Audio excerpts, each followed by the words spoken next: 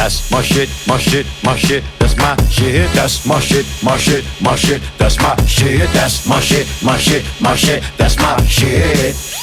Shit. Who like dope beats, fly rhymes, and waxing the philosophical? Cause we don't like the small talk, gossip, and what's topical. If it's a product of your heart and soul, then it's optimal. Pull up and have a seat, we about to do the impossible. I'll put you on the game if you working new to the set. Underground lurking and ain't nobody heard of you yet. Whether first time hustling, service, or crazy vet, lay it on the table the way we earning major respect. Now we paying tribute, so just relax and laugh a bit. Sit back and maybe you learn something after it. Try not to be offended, pretending to have a fit. The truth is, I just like what I like. That's my shit.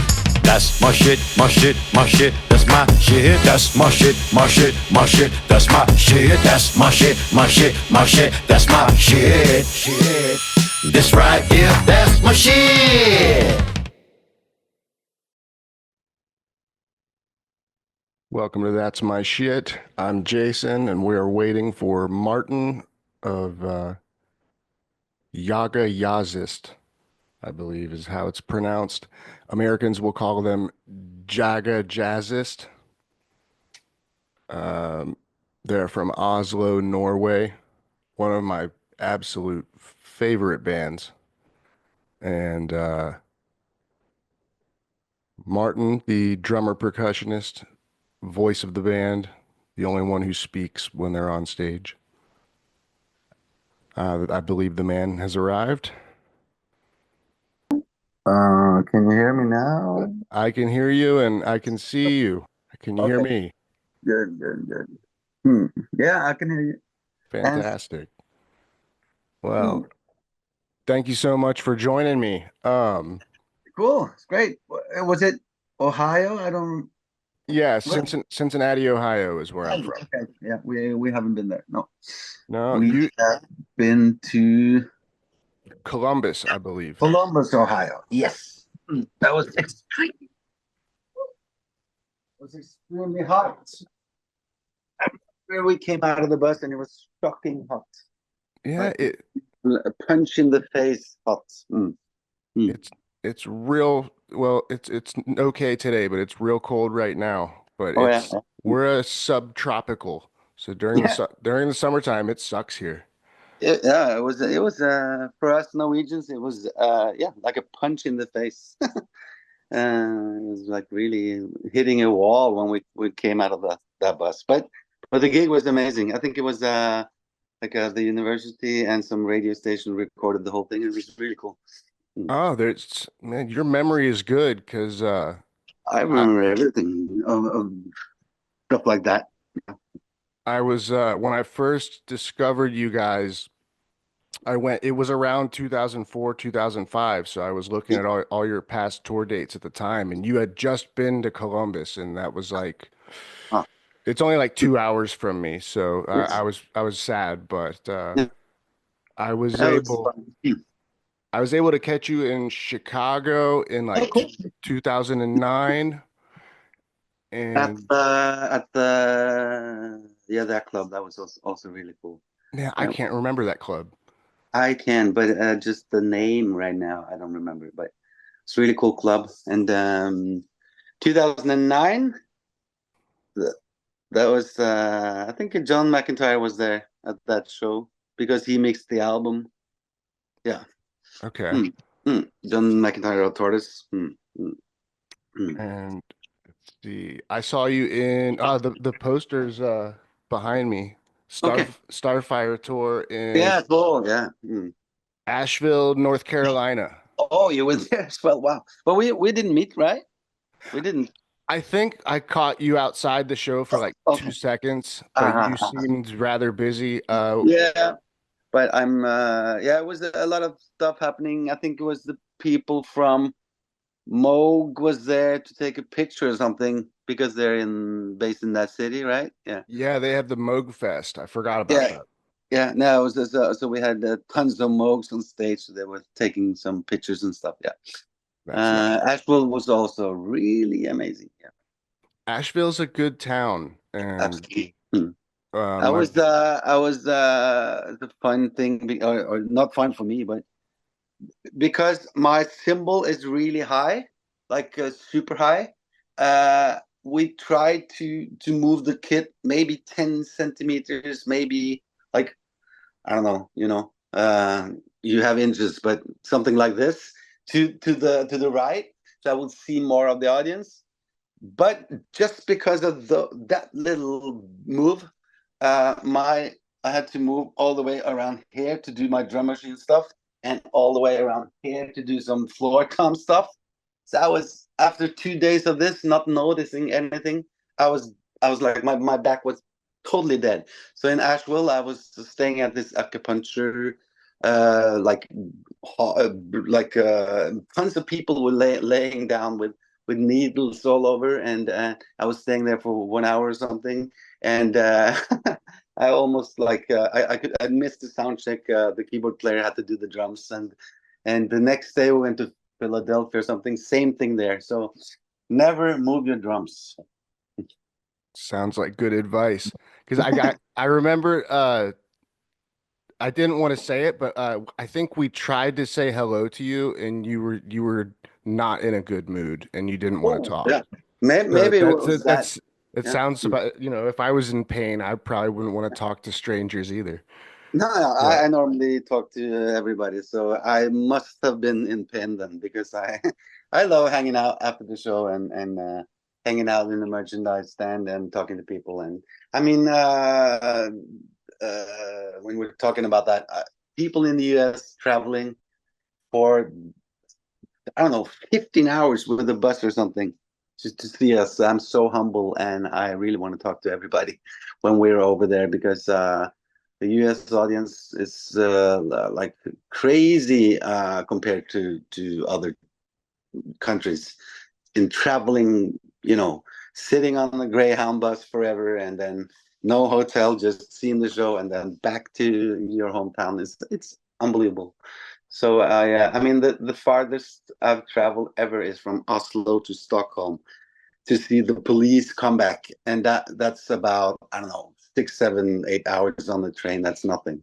That's we're so spoiled here in Norway and Scandinavia with the distance. Everything is just 10-minute walk. and you have decent public transportation, don't you? 101%, yes. Yeah, ours is Mm, trash here. mm, So we yeah, yeah, we we we have to drive 9 hours to see yeah. good music. Depending on where you're at here, a lot of stuff is doesn't get everything like the major cities. So No, no, no. Of course, of course. No, I don't even have a driving license, so I'm yeah. I take buses and trains all over. well, I wanted to lead off with how I discovered you. Cool. Um, my favorite band of all time is the Mars Volta.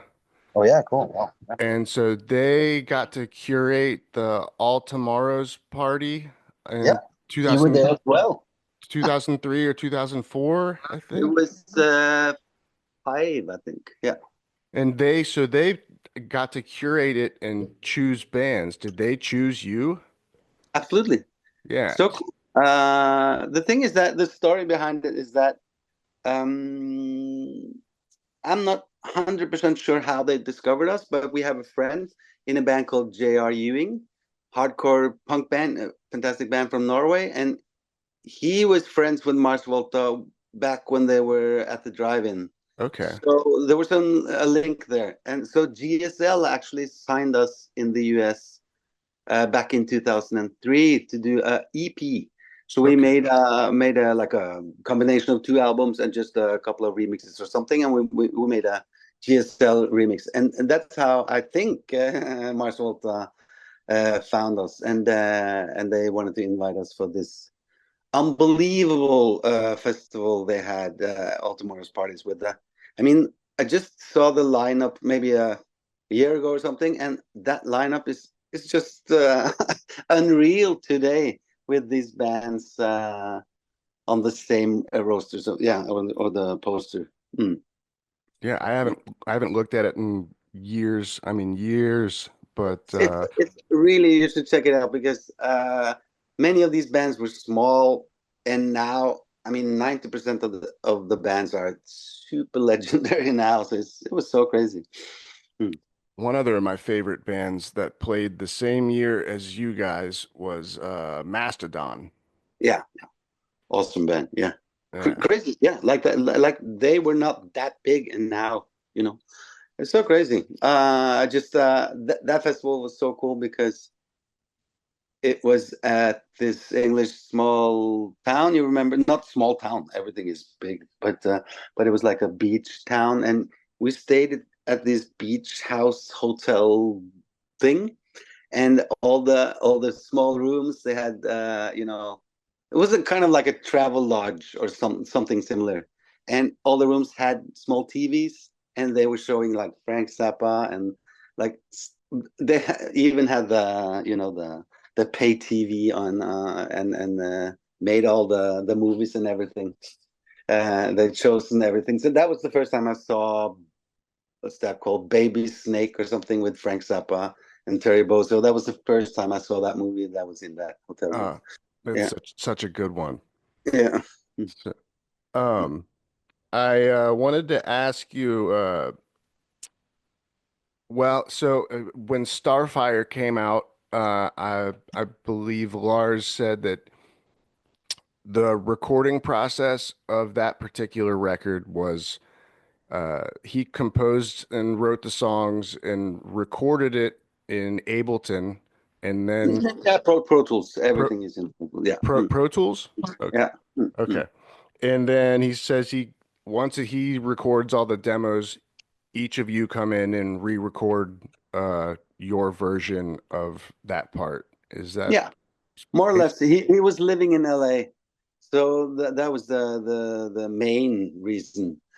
So we did some recording, maybe I would say some demos, and maybe some of it was on the album. I guess some of it ended up on the album as well. But it was like back and forth with different stuff recorded in Norway, and he recorded a lot, of course, in LA, and then I was over there and played drums on a couple of songs, and then we used, yeah, it was a process back and forth, but the music is made in LA, yes. okay? And I guess I wanted to ask, is that how things will continue in the future, or is that just because No, he was living in LA at the time? 100%. There was all the albums we made have been quite different in the process of recording and writing the music, but normally it's like a normal thing. We rehearse and record together. But the last album has been different because that was recorded kind of one on one, and so then the Pyramid, the album after, we went to a really small place in Sweden. We lived in a cabin, all of us, and recorded all day, and it was supposed to be more like demos and just having fun and trying to make something cool, but it ended up being the album because it was it went really good. So and now we're about to start the new process, and that's going to be more back and forth with some of it only I come in and do the drums alone, and then we build on the tracks, and other stuff we record the whole band together. So it will be different on each album. But now Lars and everybody lives in Norway, so now it's quite so much easier to record together, and with the time difference.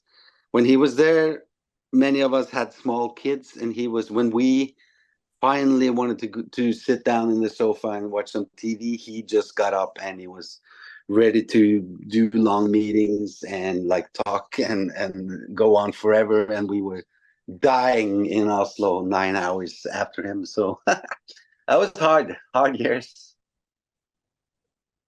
And so you said you're about to start working on Yeah, the next record? yeah. Lars has made tons, like really, really many great songs, and we will start maybe even now in December, maybe a session, but at least from January and as quick as we can, we will record and make a new album. So that's absolutely the next thing we're diving into now.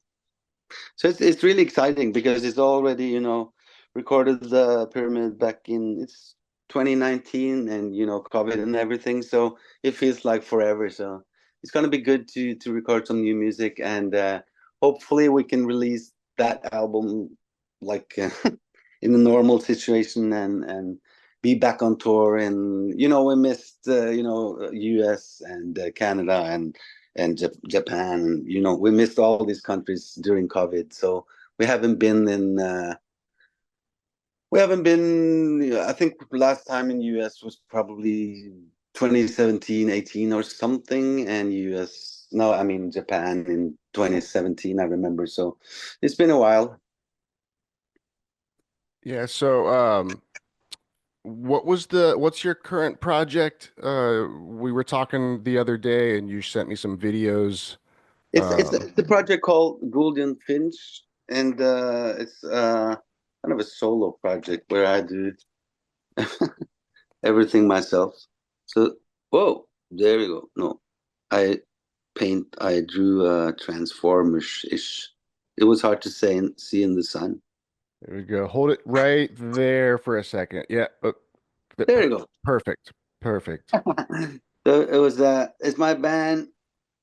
It's kind of it's a solo band, but I'm never alone. So I recorded and released one album, and my new album will be out in February. And the first one was very electronic and jazzy and all over the place with tons of vocals and rappers and like all over the place. And the next one is more jazz rock fusion ish. Doesn't sound like Jaga at all, but still, it's actually a 10-piece band, and so I changed kind of changed not changed every member, but I make different ensembles on every project, and the thing I did last week was uh, playing with 12 dancers and it was music by Terry Riley, minimalistic music, and seven musicians. It's hard to explain super fast, but it's 53 musical phrases and it's 53 choreographies, and everybody starts at the same time and do one by one as many times as you want, and about an hour later it's over, and the music changes, you know, every night, and the dance also like changes every night. So it's really exciting. Really, you have to listen really careful and follow everything and watch the dancer. And so it's called democratic like um, choreography, or like directing democratic, because all the 19 people needs to know and listen and beware of each other's all the time to get in, to get to the end, to the nirvana. That's I'm trying to mentally picture and wrap my head around that concept. So It's the concept is crazy, and the music was made back in, I think it was 64. And if I mean, the minimalistic people, they're not that many. So Steve Reich is actually playing piano on the original recording. That's kind of cool. And so it's just like this dang dang dang dang dang dang dang dang dang dang. People stuff go just on and on and on forever, and then it slowly develops into something else. So it's really really cool, and you can play. You don't have to play all 53, but you can never go backwards. So you can play like 1, 2, for 5, and then stay on 5 forever. And if you go more than 5, you can never be more than 4 ahead of someone else. So you always have to listen. And the same thing with the dancing. So It's so much fun. It just feels a bit chaotic, but you understand that everybody's really on point and following each other. So it's really I've seen it live once in Berlin, and it's mesmerizing. You just you want to follow and you try to understand, and it's so cool to both see and listen to. And so when you say it's 52 or 53 musical phrases Yeah. to So the the first measure is krang krang krang krang krang krang, and the second is krang krang krang krang krang krang, and then you can when the different musicians start to move on, somebody stays behind, and then it all just changes all the time. So you can right. it's easy to listen to the original. It's called In C, like in C, the letter, and Terry Riley is the composer, and it sounds like it's the scene of Steve Reich and Philip Glass, and you probably can, yeah, you get the soundscape, but my version was even more electronic and even more I don't know. We had I did some really hard techno stuff and electronic stuff in there, so it was pumping really crazy. It was so much fun. And so, yeah, is the audience made aware of these musical rules I and think guidelines? they could read about it in the program, I Yeah. think. But we discussed a bit because it's fun if you want to know. It's really fun to know, but it's also really cool to not know. So it should be up to the audience to find out themselves in it, because it's also really cool to not know and to be really like, how is this even possible? That's also a really cool experience. So yes. And is there 52 or 53? Sorry. 53, 53. Okay. And is there 53 specially choreographed dance moves for each Yeah, phrase? yeah. And so they have to follow if they, once they hear the next phrase, one of them No, or, they have to just not be more than four behind. That's the only rule. Yeah, okay. yeah. Okay. And also one thing I learned on Friday was that it was made it was made in Berlin, and it's called Sasha Waltz, the ensemble, and they made it in COVID. So it was actually made for being 2 meters apart of each other. So it was so cool to learn that. So they made it themselves, like all the dancers did like made stuff in their own homes, and then they met, and 2 meters apart they were trying to make this together. So it's super cool to know that it made so much sense that it was made in COVID, because it's, if some dancers got sick or something, not so big a deal, because you can just throw in some others, because it's super easy to learn. And in a way, same with music. The music is not complex at all on the sheets, so you can just jump in and do it. This is really COVID friendly music and performance. That's kind of a mind-blowing It is. concept. Yeah. And And also, I mean, actually, we were just talking about it.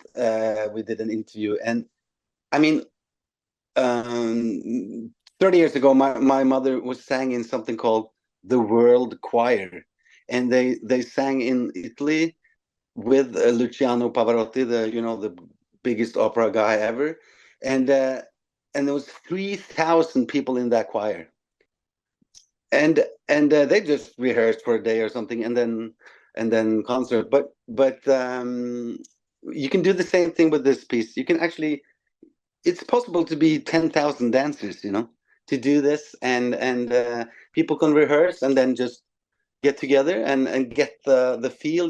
They would probably need 1 or 2 days to get this enormous the waves they have to do, but it's really possible to make this huge, and it's so cool. It doesn't matter with language, where you're from. Nothing matters. It's just so easy to learn, and it's really fascinating. I really hope someday somebody, and hopefully I can join to make this huge thing, worldwide thing. That would be so cool. You could probably pull something like that off at a music festival. Like Absolutely, like when absolutely. they did the Foo Fighters and there was like a Yeah, thousand guitar players and drummers absolutely. and Mm, absolutely. That would be so cool. So cool. hmm. I played in a marching band when we were kids, and we was I think it was 5,000 people playing the same march place in Norway. That was event, big event. Is there footage of any of these any of your concerts, your version? Is there video? Absolutely, tons films Okay. and yeah, I can send you. It's all over. It's really nice and it's colorful and beautiful and as you saw on the film I sent you, there was some really cool instruments, harp and Yeah.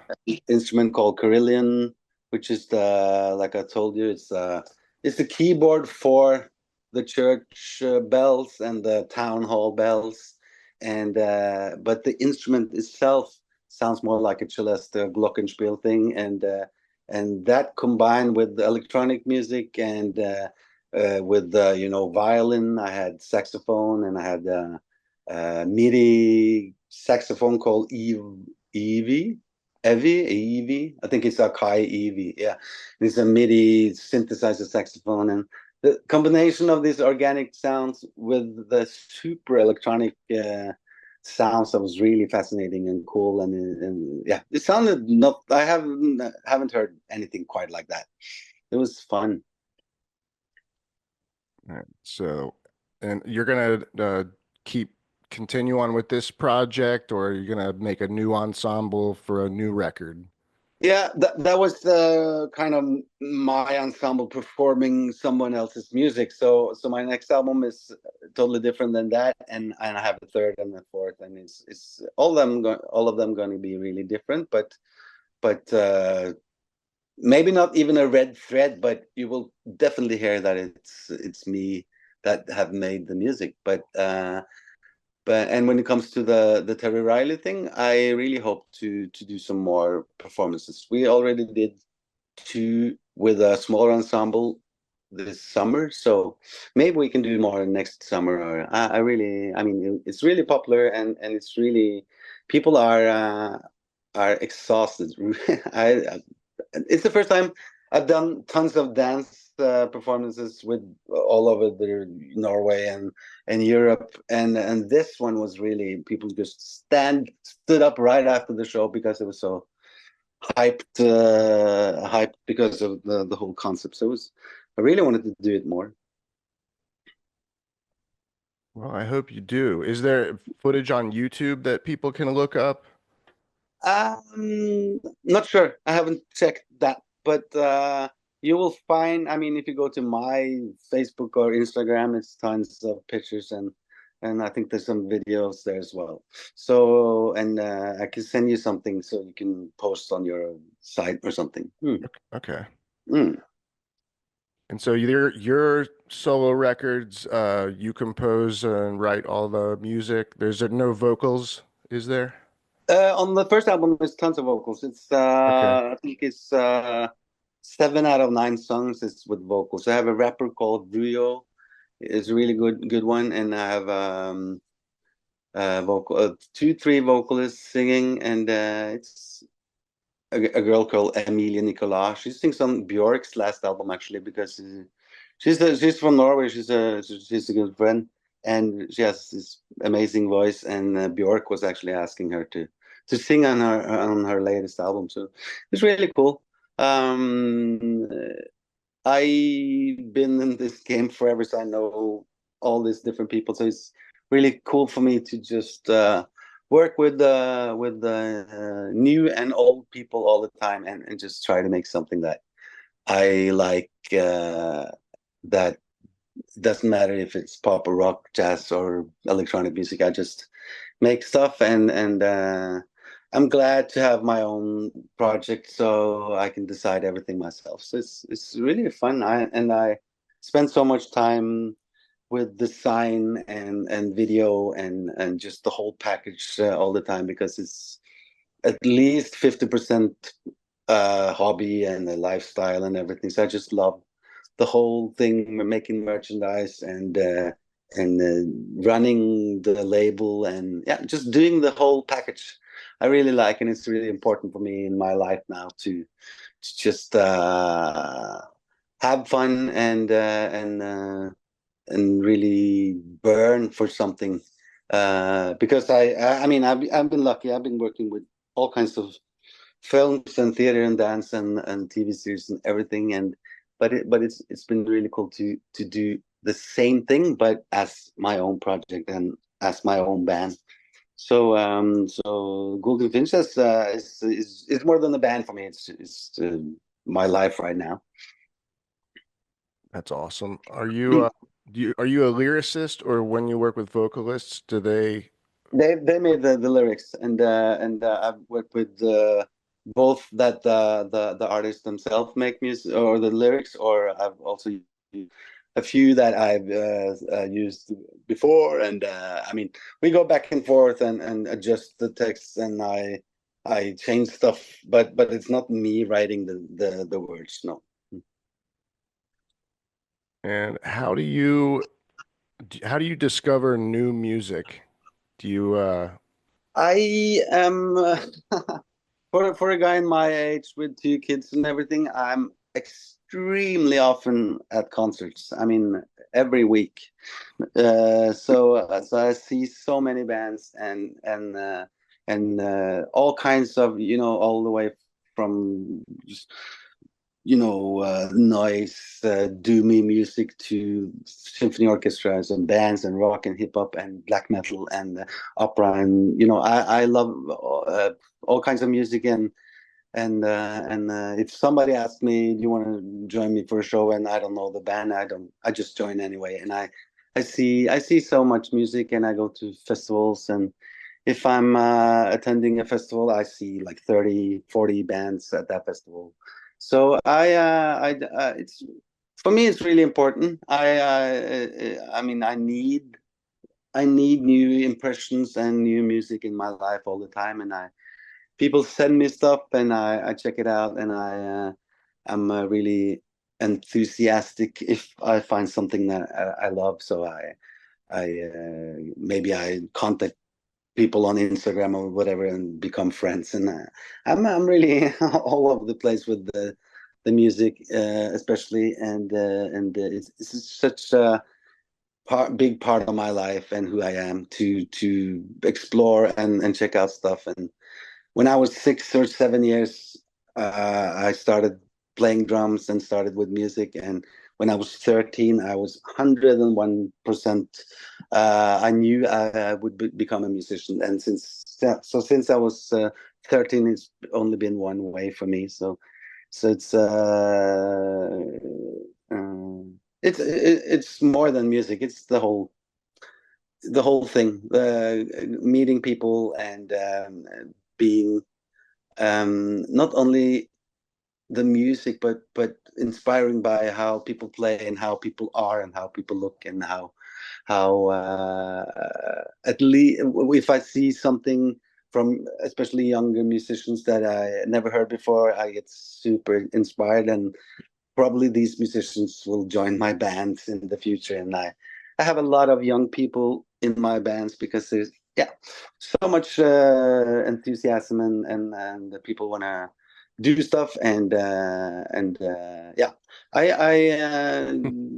I'm a bit old to live this life, but still this is the life I want to live. And me and my girlfriend has been together for almost 30 years, so she knows how I am since I was 16 or 17 years old. So this is the part of me, big part of me. Mm. How old are you? I'm let me see, I'm 47. Okay. Yeah, Yeah. I'll be 40 in a couple months. Yeah, good. It's some good years. Yeah. So you actually answered one of my other questions Yeah. already.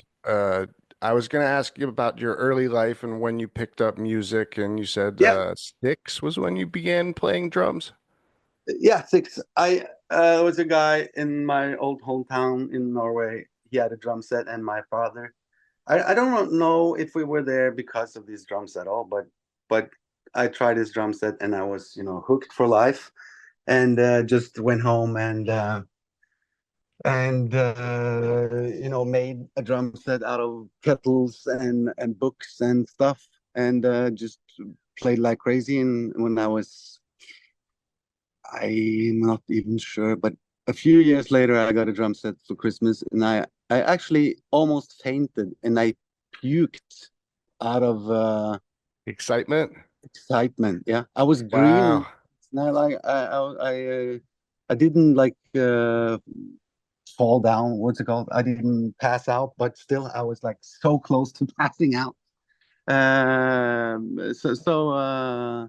That's and awesome. and and since then, I mean, we're lucky because Jaga, we rehearsed in my bedroom. The whole band was in my bedroom every Tuesday, I think, and there was so much music in our house, and my parents, they loved what we did all the way, and we rehearsed in the garden in the summer and my room in the winter, and I mean, it's really important to have people around you that understand how important this can be for you, you know, and I mean to have the possibility to rehearse at your own house and get the support all the time is really really important. So I mean, if my kids I don't have many things at home, but we have a piano and a guitar, and if they play, I'm hyped, and I really want them to do it, but it's all up to them. But still, I really want to be there if somebody wants to do something. It's really important. Not everybody's so lucky with parents and understanding how big music can be in your life. So we're really, really lucky. Were your parents, are they musicians? No, they sing in the choir, and they just love music, and they're super involved in all kinds of culture stuff in our hometown. Is theater or choir or all festivals and at least not at least drama like theater. So they're always attending stuff and involved in so many things. And when we were kids, we were just hanging around when they were arranging concerts or like summer shows and stuff, and we were just standing there and watching the older musicians, and especially me and my brother was like, someday we're going to be the band leader. That was for me and Lars. That was the thing, to be a band leader. That was to be a professional football player for football player for us, to be that guy that run the band. So it's kind of funny. We loved Michael Jackson and Bruce Springsteen and stuff like everybody else, but also the band leader with a big like a ensemble, at least 10 people in the band. That was the big heroes. The Paul Schaefer's and the, Yeah. The local Paul Schaefer's.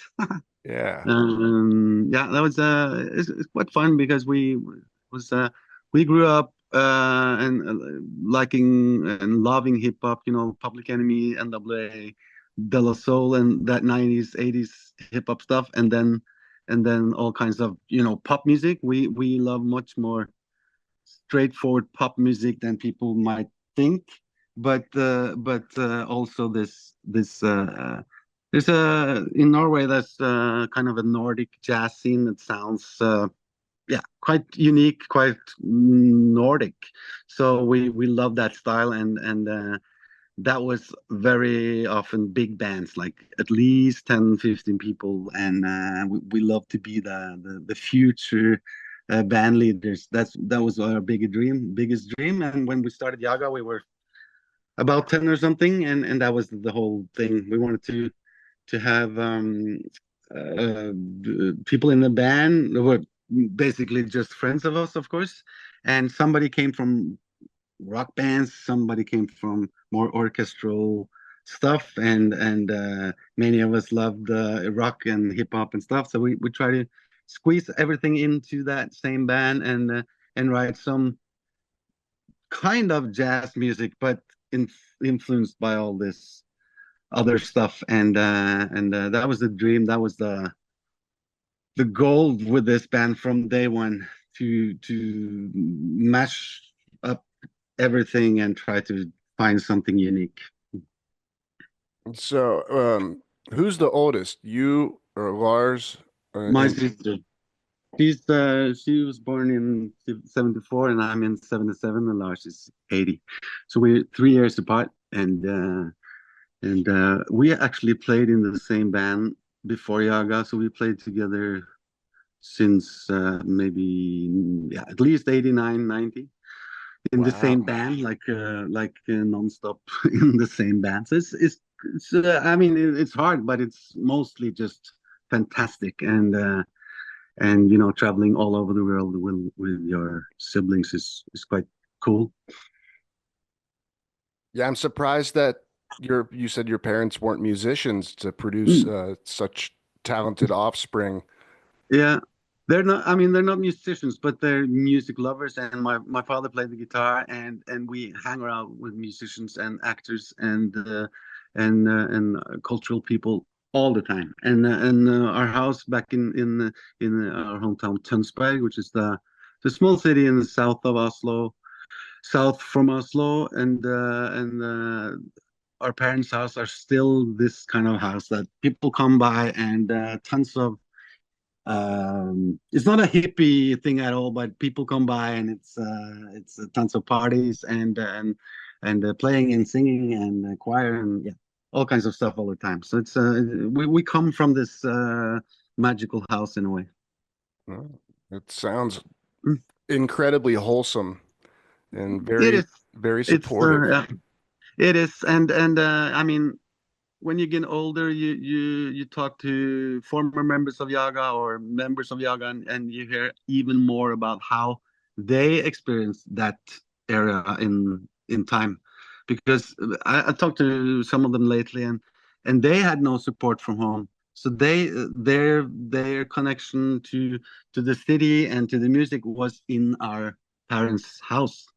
That was where everything happened. And so I mean, they had a okay life. I'm not saying that, but the music and culture came from our house, and that was where all the friends hung out. And it was really, I mean, we took it for granted back then because it was just natural. But when you think about it when you're older, and we also have a house where I live now in Oslo, and there's tons of kids here all the time and friends of our sons, and it's I mean, I never ever think that it's too many people here now. Just leave. I'm too exhausted because I remember how important it was for me to have 10, 15 friends over almost every night and listen to music, and it was like a youth club in a way. So I'm happy we have two floors, so I can hide upstairs. But still, I just love it when our kids also have tons of friends over. I try to encourage the same thing. Yeah, good. My kids, he doesn't ever bring friends over, and Huh. I did that same exact thing all the time. I had a band in the garage, and Yeah. we always had friends over to smoke weed and hang out Mm. and try to impress them with our stupid songs. But Yeah. it was a community in a way, you know? It's super important, and it's yeah. It's just let's just encourage for more of that, and another thing is that we lived at the place and there was tons of neighbors, and we rehearsed with the windows open in the summer, and the neighbors just loved it. They were like meeting us on the street and saying, "Wow, your new song sounds great." And I think that's the whole difference. I mean, if they were complaining all the time, it would be impossible. But it's been just we've been so lucky with that house in that street with all the neighbors, that so we can actually, do this. And my brother, he rehearsed the saxophone like crazy. He was a super prodigy, and he was walking around the block, just around, and playing the sax in the streets just for hours, just walking around in the streets playing sax. And people, who's that little guy? And he had a super long ponytail, like this long ponytail, and he looked like a girl. And he was little he was Kenny playing G. sax. Yeah, he didn't like energy, but yes. He looked like one of the guys from whatever Alice in Chains or like some Seattle bands. He had this rock style, and just rehearsing hours every day around the blocks. And so he started with saxophone. Was that his first instrument? Yeah, he started in the school band on saxophone, and then my father came home with an electric guitar from one of his job trips to the US, I think, and then we started to learn guitar, both me and Lars, and Lars is super brainy, so he was learned that really good, and it was quite early. He started to play a bit guitar in Jaga, and then just everything, exploded with learning new stuff. And the cool thing about Jaga, when people have quit the band, we had some people on trombone, and we had a flute player, we had different saxophone players and stuff. And every time when they quit it, somebody in the band learned that instrument. So my brother, he plays all saxophones, all clarinets, flute, synthesizers, and guitar and pedal steel. And that's quite crazy.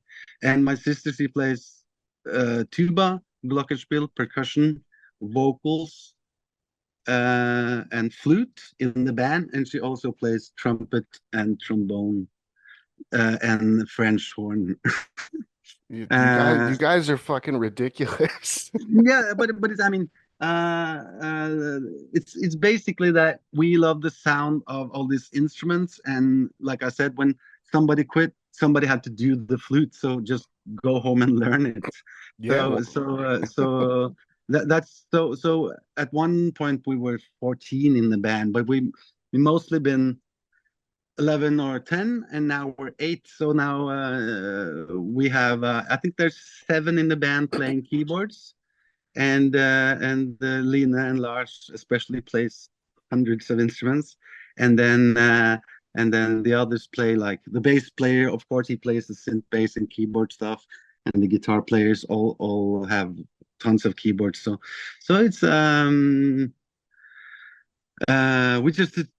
we love to keep that big sound and to keep our sound, and horns are extremely important in Jaga, because that's the really opposite of all the rock guitars and drums and electronic sounds. So we really want to keep the horn section. So now we're just trombone, tuba, and saxophone, but all of these plays many other instruments as well.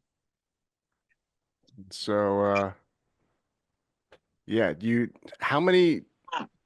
I didn't realize that there had been members that had quit in the past. I guess I assumed there was just always 8 of you. No, we I don't remember how many the first years, but the thing, we're 30 years this year, so we're 5 original members. Okay. So 5 out of 8 is quite impressive, but we had some changes, and we were kids when we started the band. Lars was 14 years old. So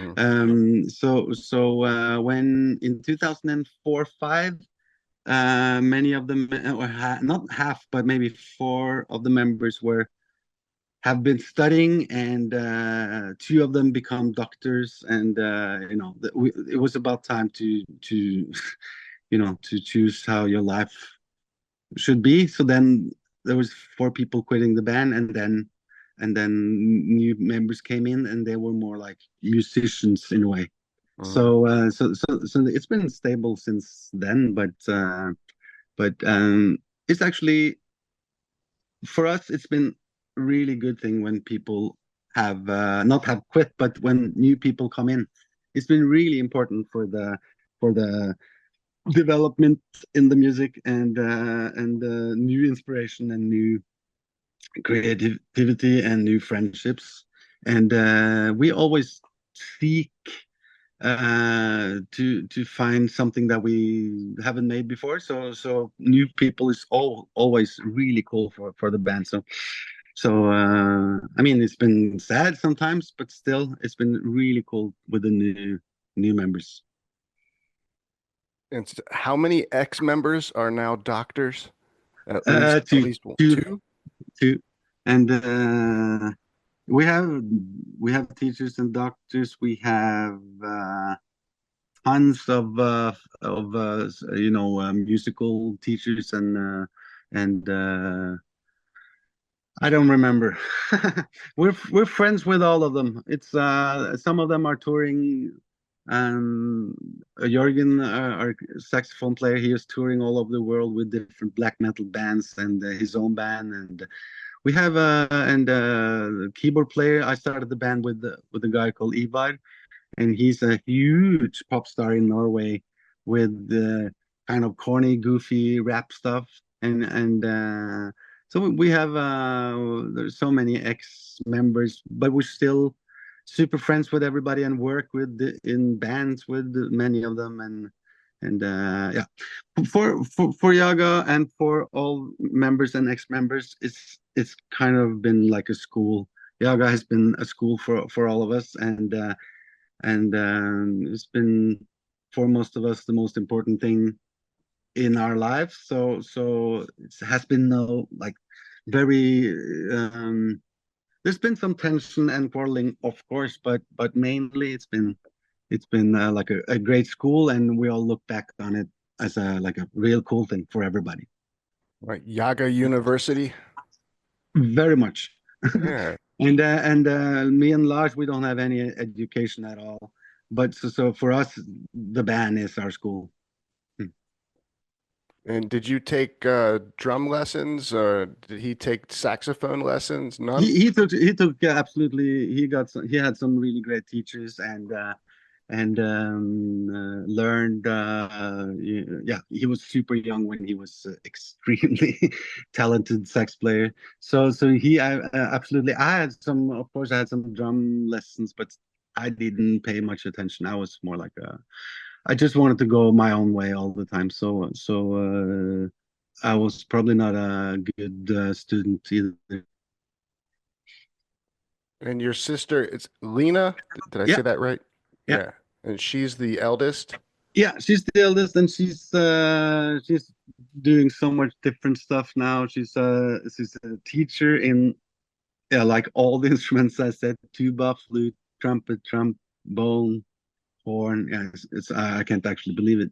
And she also sings and plays guitar, small concerts all over, and singing old. She loves traveling at these old people's houses and singing old like you know, old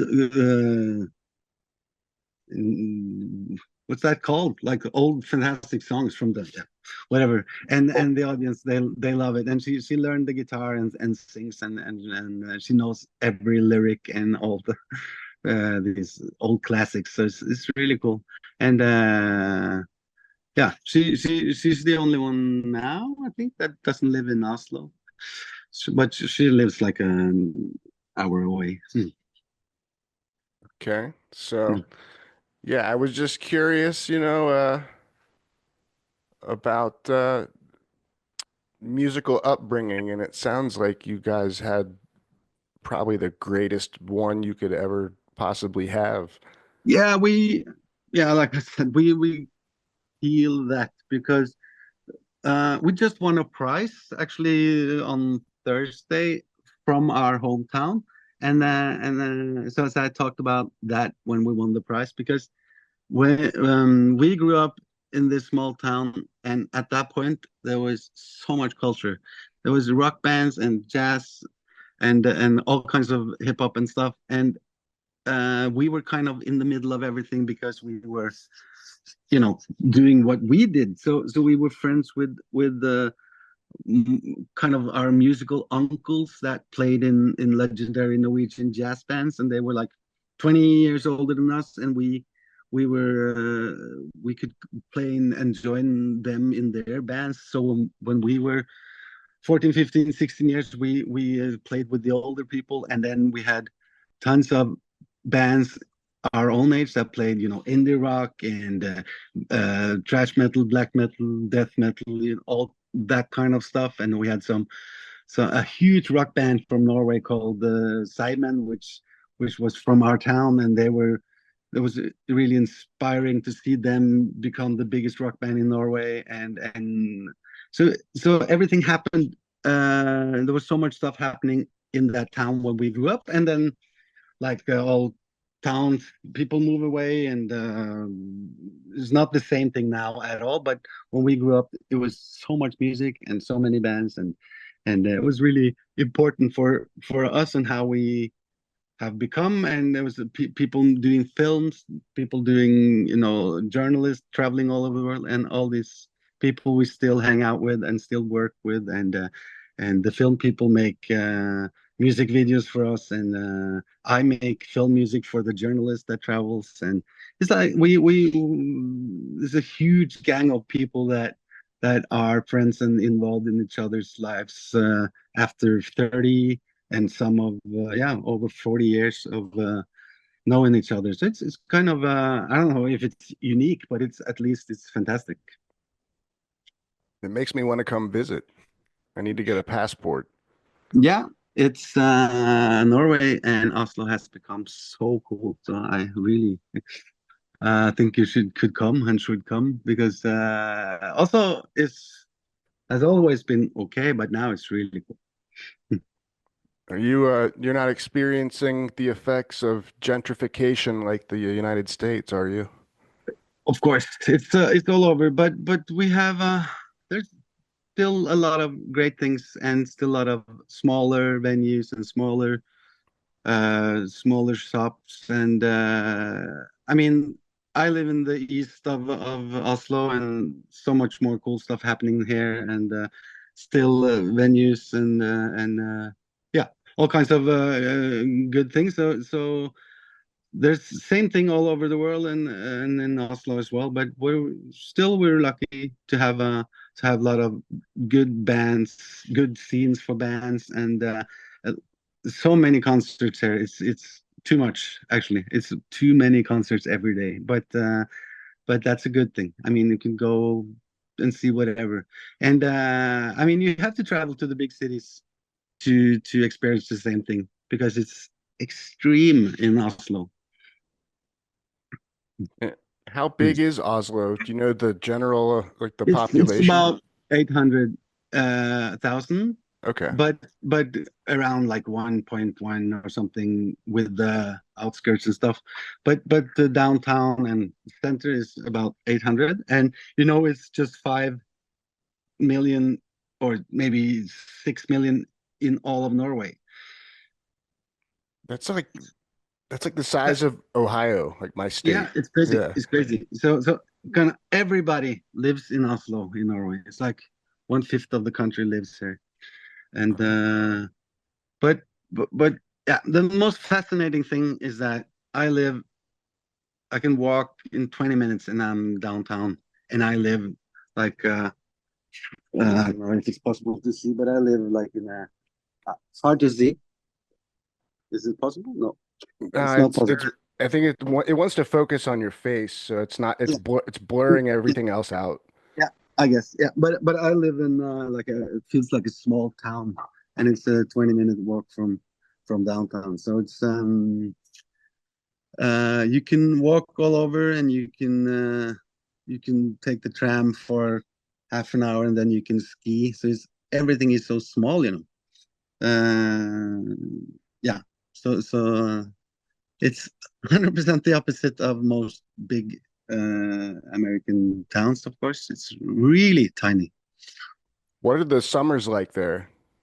Does it get hot? I mean, June, July, and August is if it's not like bad weather. It's warm. It's sunny and warm and really holiday, and people are everybody has a holiday in July and in August.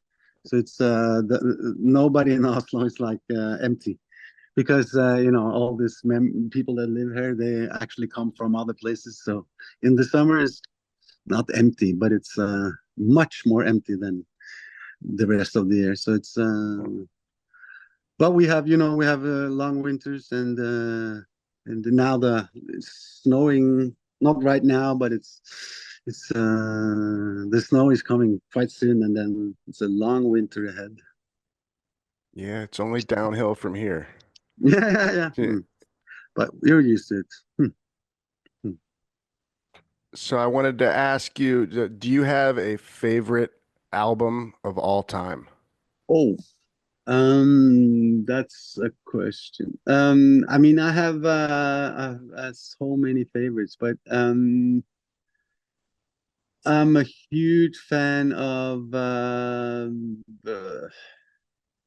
one album is impossible. Yeah. But what brings me to tears every time is Born to Run by Springsteen. Okay. And I mean, I love love both beautiful solo violin and black metal. So it's quite hard to find one favorite album. But I love film music as well. So I have Cinema Paradiso by Ennio Morricone is also the music that if I have to choose one song or one emotion, I always end up saying Love Theme from Ennio Morricone and Cinema Paradiso. And I listen to Fear of a Black Planet by Public Enemy every week, and I'm so all over the place. So one album is hard to choose. No, it's a difficult one, that Mm, I still have to ask. Uh, absolutely, yeah. And I mean I get it all the time, and it's always something with Ennio Morricone, Springsteen, and that some other film music. I end up with that all the time. and are you a, a fan of underground American hip hop? I don't know how underground, but I love a band called Coast Contra. Is it? But I don't Yeah, know. Yeah, I just love them and listen to them all the time right now. I don't know if they're underground, but they're I'd say incredible. so. Yeah, Yeah. they're incredible. So I just wait for a great album. I mean, I love them, but I don't think that the albums are so cool as the stuff they have on YouTube That's where I've and seen them. yeah, it's yeah, the Coast Contrast is unbelievable. So I think I sent a friend a link yesterday with that band because I try to hype them. Yeah, if I hear hip hop I love, I because there's so much new hip hop I don't like. So if I hear something I like, I really really get into it. And Redman, no, yeah, was it Redman from Wu-Tang? He just released a single, and He's still doing stuff, but yeah, he wasn't a member of Wu-Tang, but he worked with no, Method true, Man. So they worked together a true, lot. true, true. But I just heard a really cool kind of old school hip hop release he did last week or something was really cool. So it's not underground at all, but it's still that music is underground now in a way. The hip hop I grew up with is kind of underground now It's because because the other hip hop is so much bigger. yeah, Mm, it's mm, old school. The kids mm. don't care about old people music. No, Uh, no, of course, no. But they love Tyler and they love Kendrick, and I mean at least Tyler is so much fun and so different. So he's coming to Norway now, and it's sold out in hours. So we're going there, the whole family. we bought 12 tickets, I think. Yeah. Oh, that's gonna be great. Yeah, and it's so cool because it's gonna be my youngest son's first like real concerts like that. My oldest has been to a couple of festivals, but my youngest he's gonna debut with Tyler. That's really cool. You have two sons? Yeah, How old are they? they're 12 and 15. Oh, okay. Hmm. Yeah. I have a 16-year-old son. I took him to see Kendrick two Oh yeah, summers ago. yeah, Yeah, that was his first real concert, and he had a yeah, blast. yeah. We played when Kendrick was in Norway the last time, but I've seen it once. And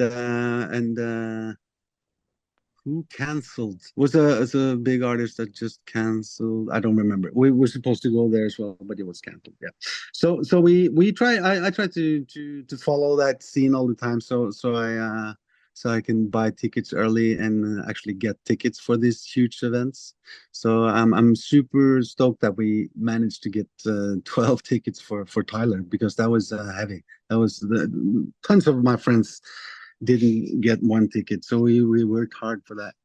Well, Mm. I know you're gonna have a blast. I saw Tyler and the Flower Boy tour was amazing. Yeah, great. Yeah, I can wait. It's only gonna be bigger and more, Yeah, visual. I just love how he doesn't care about rules and just do stuff. It's so important.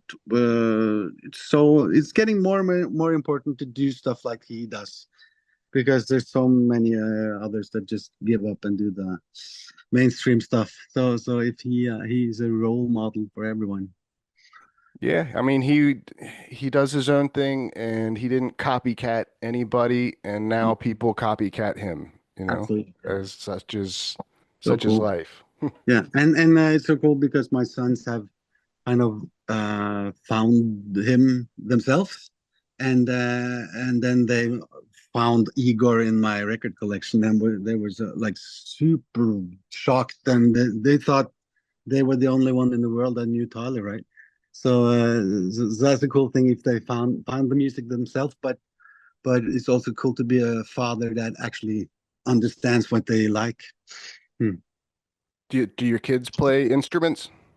A bit piano, and there's not the youngest, but the oldest is super into music, and is we gave him FL Studio for his birthday, yeah, and so he's all into FL, and I don't know that program, but because I've worked with Pro Tools forever, I can understand a lot of it, and I gave him I don't know hundreds of really cool hip hop samples from not from Dre and Timbaland and stuff, but stuff that sounds like their drums and Neptunes and that kind of drum sound. So he has a really great library with cool sounds.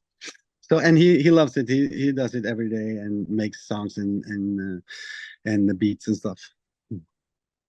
That's awesome. Mm. But he's doing it for himself. I've heard tons of it, and he wants to show me, but he doesn't like show it every day. So he probably made 10 songs since last time I heard anything. So, but he's not a guy that shares everything. But at least I understand where it comes from and how he do it and how he samples, and I tell him you can sample everything and Yeah. yeah, stuff like that. Yeah. Hmm. Teach them I think it's the 80% rule of Oh yeah, sampling. Yeah. yeah, yeah. Hmm. If, Tell them to reverse it, drench it in effects till it's Yeah, unrecognizable. yeah. That is I if just you want. got or last year I got the De La Soul 3 feet high and rising on vinyl for the first time in 30 years because of this Oh yeah. sampling thing. So yeah, I told them a lot about that stuff back then. Hmm.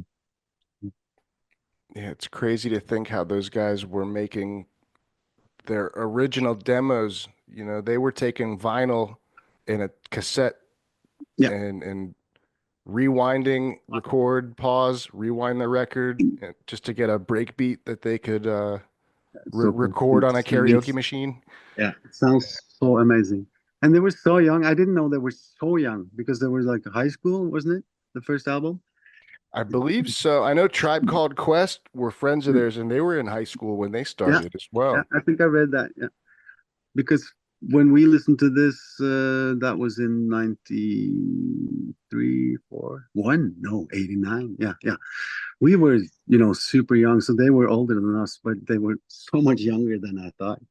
Mm, mm. Now, how did you hear hip hop at such a young age? Were they playing it on the radio? Did you have No, MTV? no. I think my cousin came home with some Public Enemy stuff, and we were super into he bought Subway Art, the graffiti book, and I think it was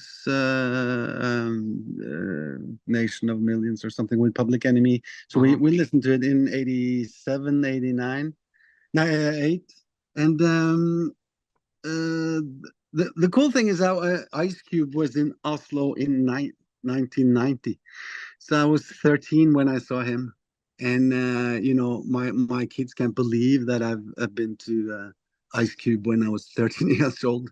So it was Queen Latifah doing the support and two super legendary Norwegian hip hop acts, and then it was Ice Cube, and it was no age restrictions because hip hop was so small. So I can't believe it, but we were 13 years old and we didn't bring our parents or everything. So we came from our hometown to Oslo to see that, and you know, uh, marked for life, so great. And Public Enemy was in Oslo in 87, but then I was, too young, 10 years old. Hmm. So I'm trying to visualize an Ice Cube concert in Oslo in 1990. Yeah. And forgive me, were there any black people in the audience? No, no, no. There was one because he was on stage, and probably he was the only one. Yeah. I'm not 100% sure, but it was not many at all. No.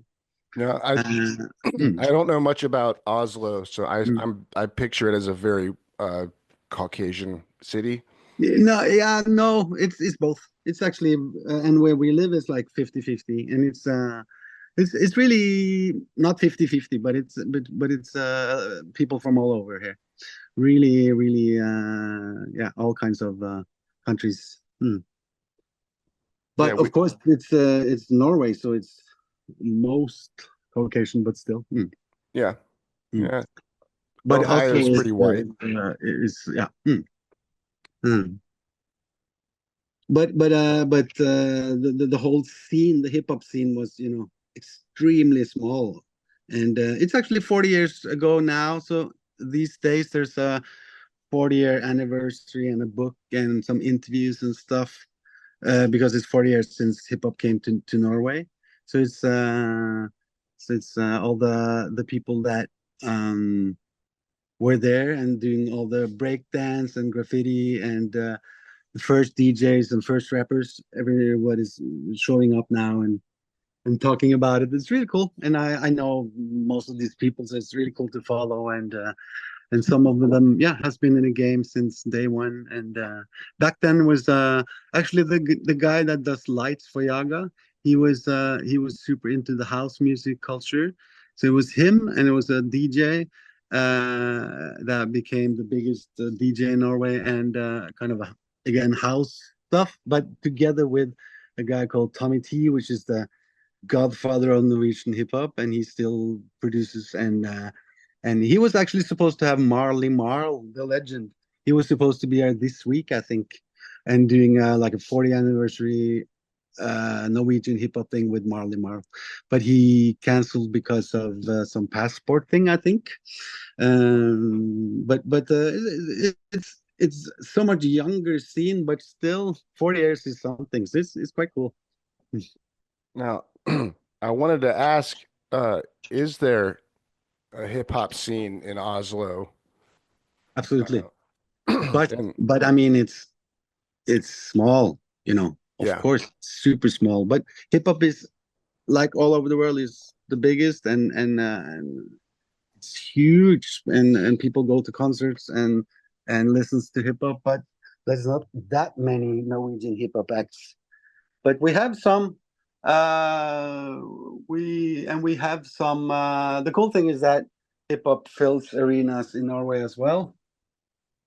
When we grew up, there was this small, like really small, 50 or 100 people, but now it's thousands, and the big festivals has Norwegian hip hop bands are headlining all festivals in Norway, so it's a huge share as well, but not that many acts, of course. And you mentioned, excuse me, your friend was a house DJ, a member of Jaga, or the lighting guy. The light guy. He was one of the really original dance and rave party and house music scene in Norway. That started with these people, and he's 53 years old or something, and he's been with Jaga since 2002, I think, and he's one of the old rave party legends in Norway. And so, was there a big rave scene there? Is there still a rave scene? No, EDM? and I mean the thing, nothing is big in Norway. Yeah. Everything is small, but there was a scene, and I actually share this house I live in now. We share it with the guy that made the biggest rave parties in Norway in the 90s. It was called Hyperstate, and that was a scene base where you can put like 10,000 people in, and it was a big, huge rave party with probably Prodigy and all this 90s acts, and Jaga's light guy, he was one of the founding members of the whole thing in Norway. Okay. Interesting stuff. And so I don't know how much time you've got. I could pick your brain all day if you'll let me. Yeah, I mean it's okay. It's getting darker now. I have to move my camera several times because it's getting darker and darker. Oh, what is it? What, 4 o'clock there? 4 p.m.? No, I don't remember. Yeah, ish. Yeah. So it's now it's nighttime here. So yeah, I thought you wanted to do this at 3 a.m. originally. Yeah. I thought you were maybe playing a gig that night, so you would be ready at. Yeah, the AM PM button. Shit happens. Yeah. But so I guess do you have a particularly favorite Jaga album that you're most proud of? I think when people ask that, many of us always say The Sticks, from 2003, and I think that's because that was the first time we, as both musicians and producers and everything, understood how the studio worked in a way, how you can do stuff in the studio, because the first album it was just us playing and recording and doing our best, but the next album we understood how you can work with sounds, how you can explore with duct tape over the strings on the piano and like produce stuff in different ways. So we did so many fun things with that album, and we had we were dampening the drums not only with the sheets but more like with full pillows, and it was almost impossible to play to see anything. I just played on some pillows, and then we compressed that sound and gate that sound, and you got this crazy drum sounds. And we were standing together with the keyboard player, and while he was playing, we were pulling the jack cables in and out of his synthesizer super fast, so he got the most glitchy, crazy sounds. So we were actually exploring the whole glitchy Aphex Twinny square pressure sounds without using a computer. We're trying to make this organic and fun. So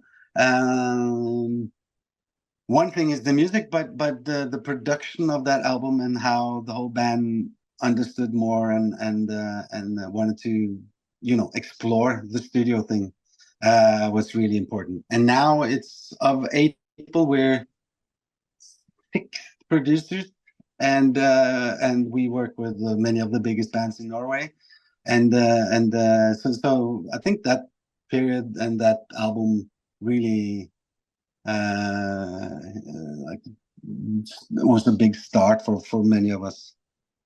It was like graduation from Jaga University. In a way, absolutely. Yeah. When we came to the studio the first time, we have only seen, of course, we've seen computers and stuff, but still, it was like it was not.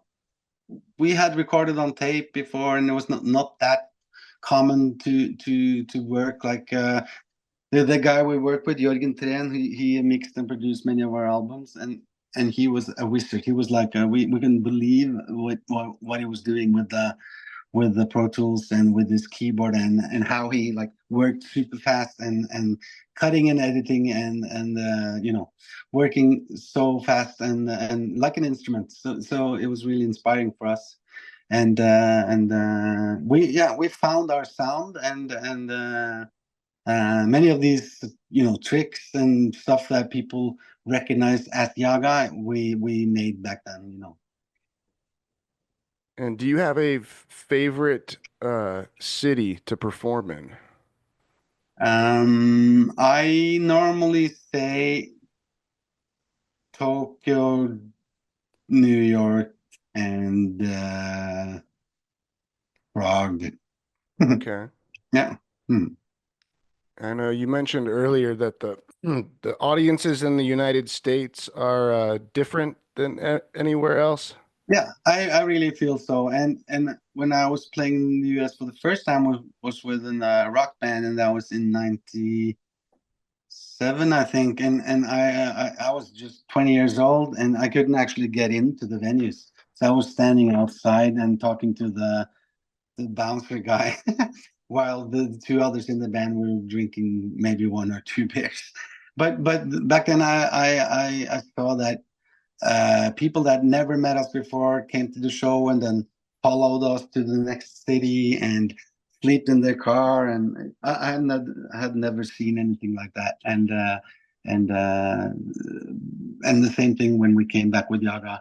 Many times later, people come. I mean, in Asheville, I actually met a guy that saw us in LA, Asheville, and New York. And Wow. and Asheville was the last gig. So I took my bass drum head, and I got the whole band to sign it, I think. Or no, New York was the last gig. So I did that in New York. I got the whole band to sign and gave it to him because it was, I can't believe it. Is that for us, that would be traveling the world 3 times, for like in small Norway. But so I'm really, like I said, I'm really humble, and I can't, I really want to thank that US audience, especially because they're so eager to travel and see us, and really, I don't know, you have to sacrifice a lot of money and time and stuff for that. So it's really cool. Yeah, I think we drove 8 hours to see you guys in Asheville. It's amazing. We I luckily had a friend that he lives there, so excuse me. Yeah. Didn't have to pay for a hotel, but Good. But Asheville is also one of my favorite cities. So when I saw you were gonna be there, I'm like, I'm going to that show, not Cool. so. That was really cool. I remember that was really, really cool, and a lot of travel people come from all over. We haven't played so much down there in this south-ish. Yeah, so it's fun.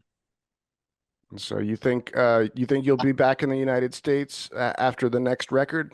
I really hope so, and I think so, and there's no good reason why not. And we still have our booking agency, and everything is the same over there. So So it's just been hard, you know, COVID and post-COVID. It's been really, really hard.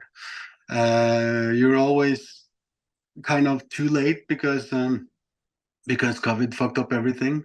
So the album is you know, always too old, and yeah, all kinds of problems. And when you're 11 people traveling, and the flight prices are twice as high, it just gets impossible. So it's a shame, but I really, really hope we can come back when the new album is out. Well, I'm really looking forward to it. I'm sure that everybody is at this point. It's been a few years. Yeah, it is. So, but yeah, I think I think that wraps up all the questions I had for you. And Great. I know you're a busy man, so I guess I'll let you go here.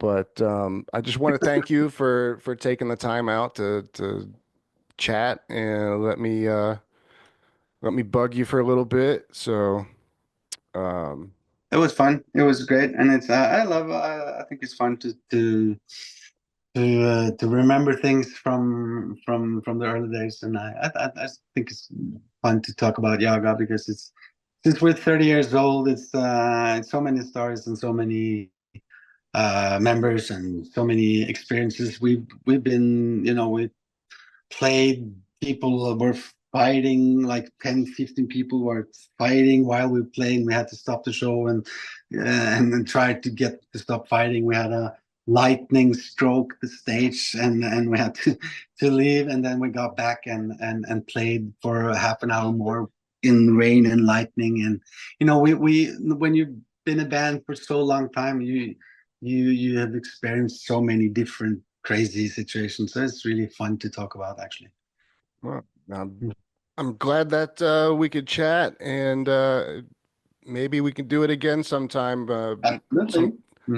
I'll probably be in touch, and sometime around when the new record's gonna drop, maybe we could chop it up a little bit. Sounds awesome. All right. Well, I just want to thank you again, and I suppose we'll call it a wrap. And you have yourself a wonderful day, sir, or evening. Evening. Yes. Thank you. Same to you. All right. Okay. Take care. Take care. Bye-bye. Bye-bye.